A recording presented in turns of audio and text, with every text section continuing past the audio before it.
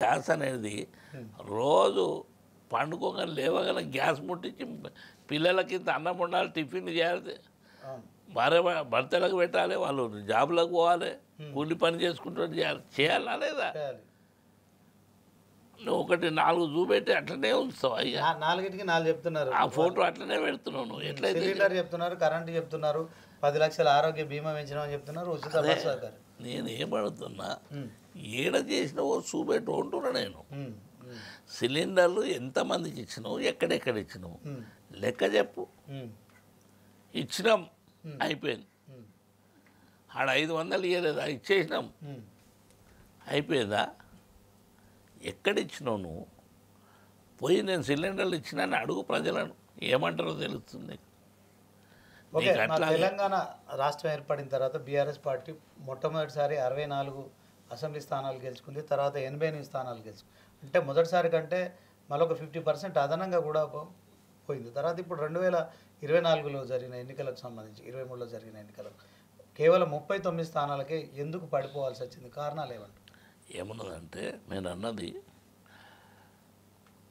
TRS మొదలొచ్చిన తర్వాత ఎలక్షన్స్లో 88 అయింది. అంటే నీకు క్రమేణా డెవలప్మెంట్ చేస్తున్నా అనేది వచ్చింది.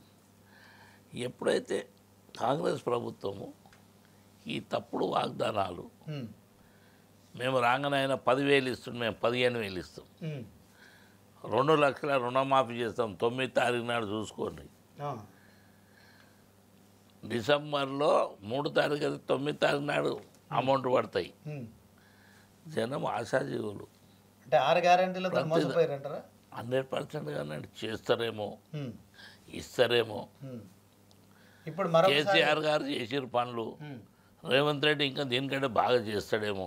ఇప్పుడు లోక్సభ ఎన్నికల సందర్భంలో కూడా మరొకసారి పాంచి న్యాయ గ్యారెంటీలని మరొక మేనిఫెస్టో తీసుకొచ్చారు కాంగ్రెస్. ముందరిదే దిక్కు దివానం లేదు, 6 గ్యారెంటీలదే పూర్తి కాలేదు, మళ్ళీ 5 గ్యారెంటీలను ఇవ్వండి నమ్ముతాడండి. అది జరగని మాట. నువ్వు 6 గ్యారెంటీలను సక్రమంగా నిలిచి అన్ని ప్రాంతాలలో కూడా చేసినాము. అప్పుడు పబ్లిక్ సర్వే చేసి అయ్యా ఇగో నేను చేసిన చూడని చెప్తే అప్పుడు నీకు ఎవరన్నా అంత. 6 గ్యారెంటీలో అమలు చేసింది తక్కువ, చెప్పుకున్నాడు ఎక్కువ. అది పోని మళ్ళా ప్రతి ఎలక్షన్కి ఒక గ్యారెంటీ పెడతావా నువ్వు? ముందు చేసి పెట్టిడా. ఇప్పుడు ప్రభుత్వం ఉంది కదండి, మొదటికే మోక్షం లేదంటారు. అసలే లేదండి. ఆడు కోకలుగా తిడుతున్నారు. మీరు వ్యవసాయదారుల దగ్గర కొన్ని చేళ్ళు ఎండిపోతున్నాయి, నీళ్లు గతి లేవు, కరెంటు లేక మోటార్స్ పోతున్నాయి, కాలిపోతున్నాయి. మళ్ళా 24 గంటలు కరెంట్ ఇచ్చినప్పుడు వ్యవసాయదారులకు కానీ ఇళ్లలో కానీ ఒక క్షణం కరెంటు పోయేది కాదు. దాన్ని ఒక అపవాదం ఇస్తుంది. అదేవిధంగా ఈరోజు మరి మోటార్స్ బీదవాడు మోటార్ తెచ్చి పెట్టుకుంటే కరెంటు సరిగా లేక మోటార్స్ కాలిపోతున్నాయి.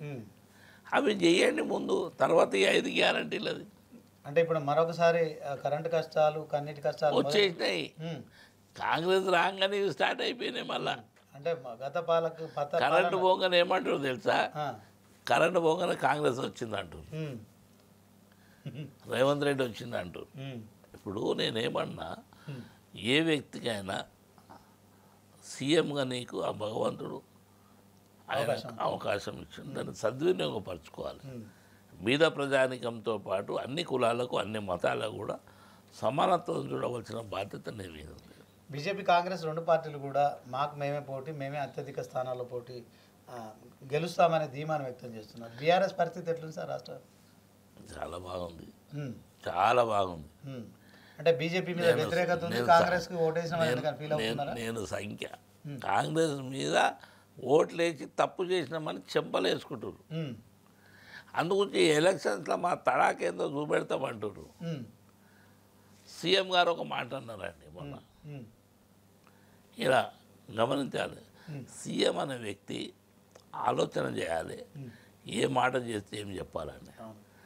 శ్రీహరి అని ఒక ముద్రాజ్ బిడ్డ కాంగ్రెస్ నుంచే ఎలక్ట్ అయిన ఒకే ఒక వ్యక్తి, అతనికి మంత్రి ఇచ్చేది పోగా ఇవ్వకుండా ముద్రా సామాజిక వర్గం అంతా 14 సీట్లు ఎంపీ సీట్లు గెలిపిస్తే శ్రీహరికి మినిస్టర్ ఇస్తాడంట. ఇది ఎక్కడన్నా ఉందా? అది అంటాడా? మరి మీరు 6-7 మంది రెడ్డిలు ఎట్లా తీసుకుర్రు? మీ ఓట్లు ఎంత? నువ్వు ఆ రెడ్డి సామాజిక వర్గం గెలిపిస్తేనే మీరు ఉంటారు, లేకపోతే తీసేస్తాను అను. మెదక్లో ఇప్పుడు నీలం ముదిరాజుకి ఇచ్చారు కదా, ముదిరాజు సామాజిక వర్గం. అవును, అది సమన్వయం చేసుకున్నట్టు అందుకే అంటారు. వాళ్ళు ఏం చేస్తారో వాళ్ళకి తెలియాలండి. ఇప్పుడు నేనేమంటున్నా, మనిషికి తెలిసి మాట్లాడుతున్నా తెలియక మాట్లాడుతున్నా తెలియదు. ఒకటి చెప్పబోయి ఒకటి చెప్తున్నారు.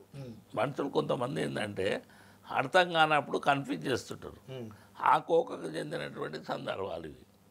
నేనేమన్నాం, జనానికి ఏది అవసరమో అది చెప్పు. నువ్వు పింఛన్ ఇస్తానో ఎందుకు ఇస్తలేవు? రైతు బంధు ఇస్తానో 15 ఎందుకు ఇస్తలేవు? 2 లక్షల రుణమాఫీ చేస్తానో ఎందుకు చేస్తలేవు? అవి చేసి కదా మాట్లాడేది నువ్వు. ఓకే సార్, ఇప్పుడు బీఆర్ఎస్లో గెలిచిన వాళ్ళు ఎమ్మెల్యేలు ఎంపీలు కూడా కాంగ్రెస్లో బీజేపీలో చేరడాన్ని ఎట్లా చూస్తారు సార్? ముఖ్యంగా మీ దగ్గర నుంచి కూడా చేవెళ్ళ సిట్టింగ్ ఎంపీ రంజిత్ రెడ్డి కాంగ్రెస్ నుంచి పోటీ చేస్తున్నాడు. సో ఏం మెసేజ్ ఇస్తున్నారు దీంతో? మరి దీన్ని ఎట్లా మీ బీఆర్ఎస్ పార్టీకి మీరు సంబంధించి? దయచేసి రంజిత్ రెడ్డిని అడగండి.